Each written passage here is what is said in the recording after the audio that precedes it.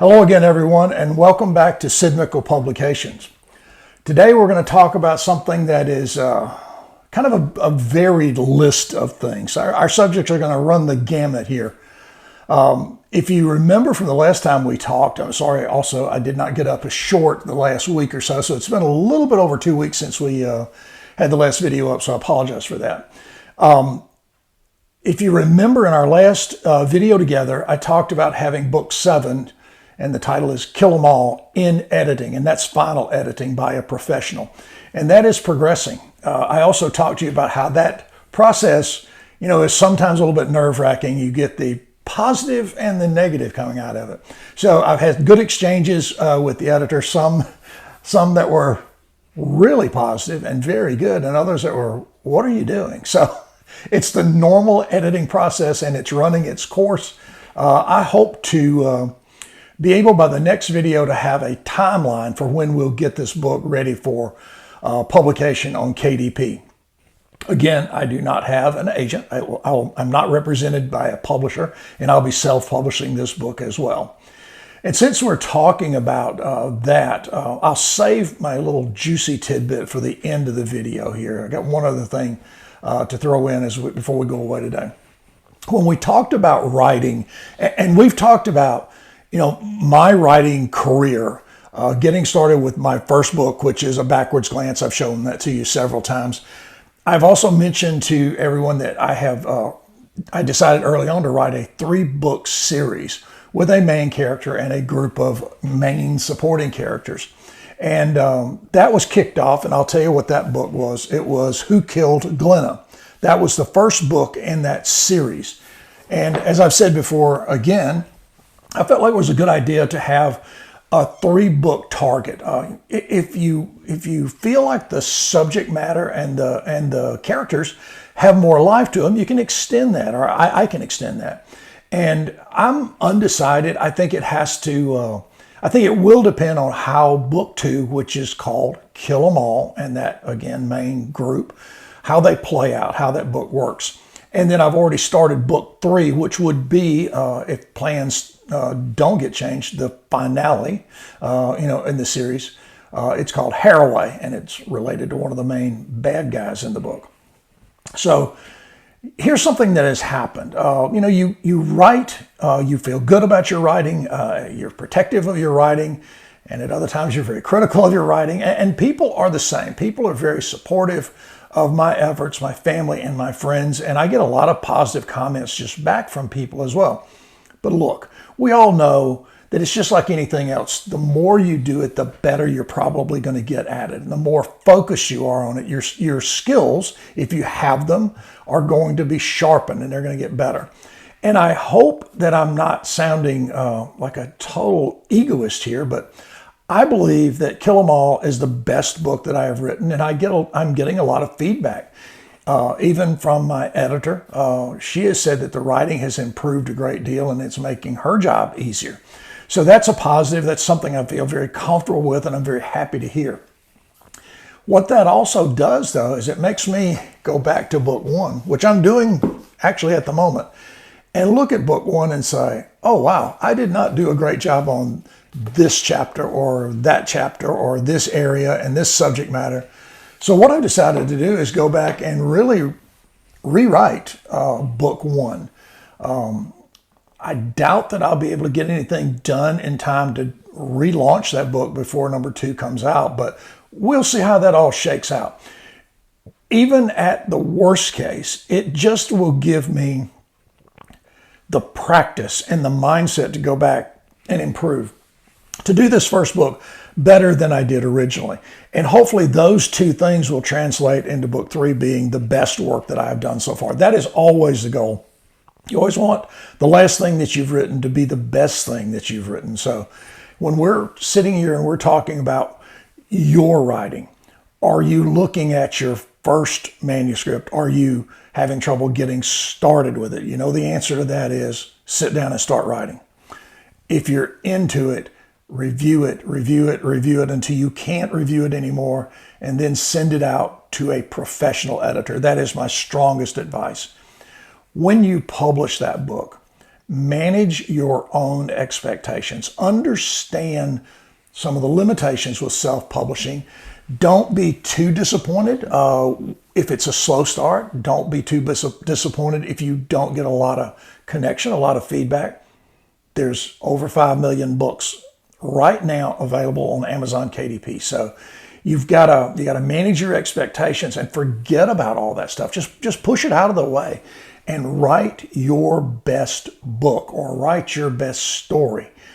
Short story, long story, article, whatever you're writing. If it's a business paper, write it, review it, and edit it to the best of your abilities.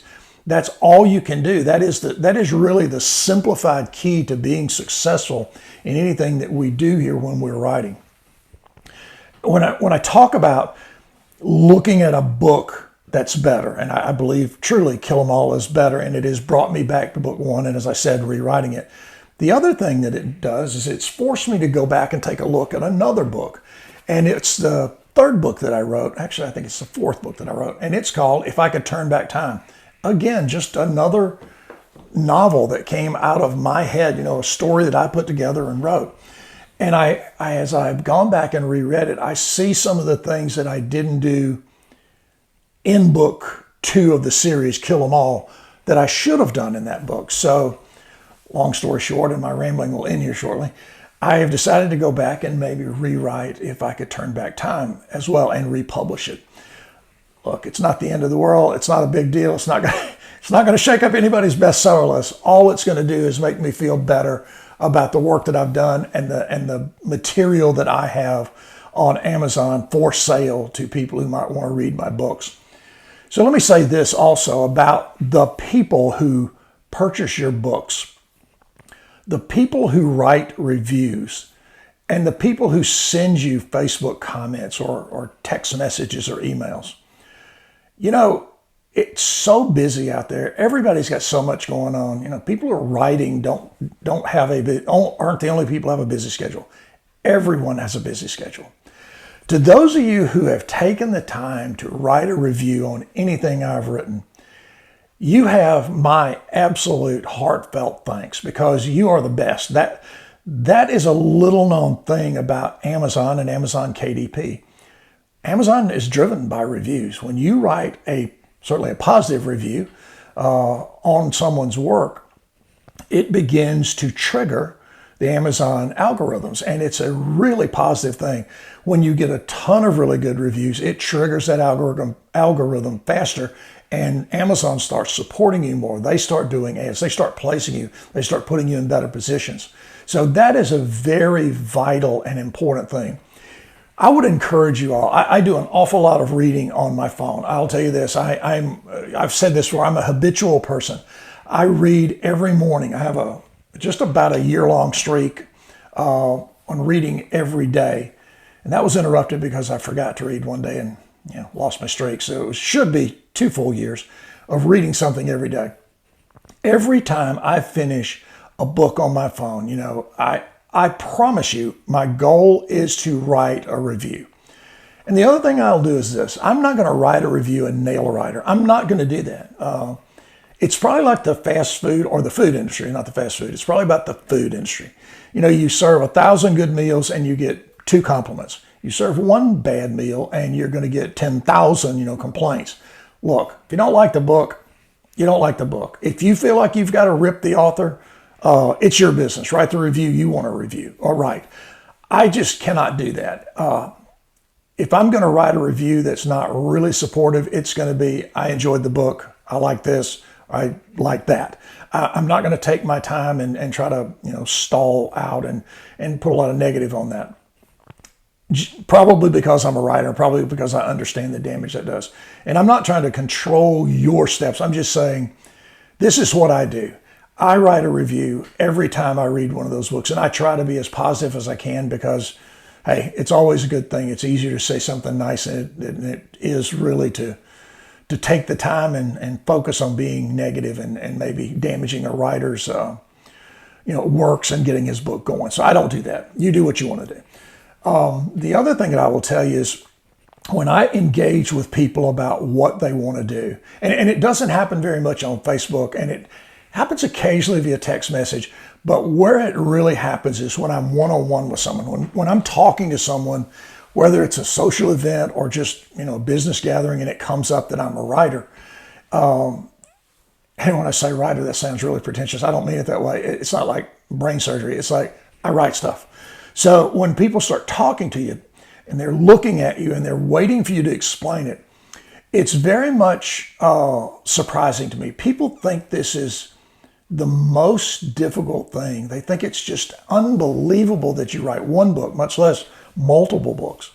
And it's really not. I mean, it's a passion that you have.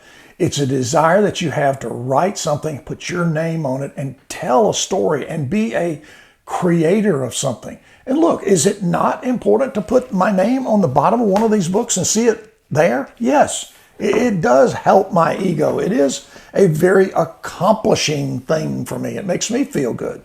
So that's the way it is. But when I'm with people, you guys who come up to me and talk to me about writing and ask me my opinion on how to do this, or ask me, would I help, would I read, would I look at it, what would I suggest, how do I think?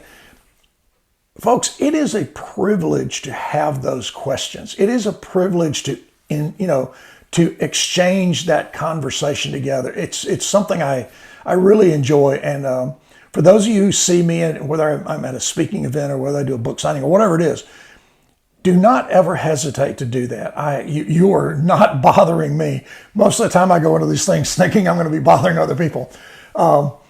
You have the absolute, you have my warmest invitation to come to me and ask me things like that, no matter when it is. So long, again, drawn out phrasing here. Thank you for that. It means an awful lot to me, and I surely do appreciate you for doing it. Now I want to talk about something that happened, I guess it's just a little over a week ago, as we get ready to close out this video this week.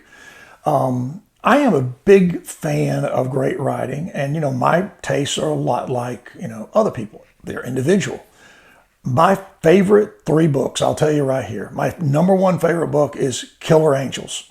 It's a Confederate War story by Michael Shara, and it's the basis for the movie Gettysburg, I believe is how that went. From there, it's The Caine Mutiny. Why? I don't know. Maybe because I read it when I was 10 years old, and it just shook me. It reached me. It made a big impact on me. And then the final book is a book I remember reading in school, is Robinson Crusoe. It captivated me. It was one of those things that I love very much.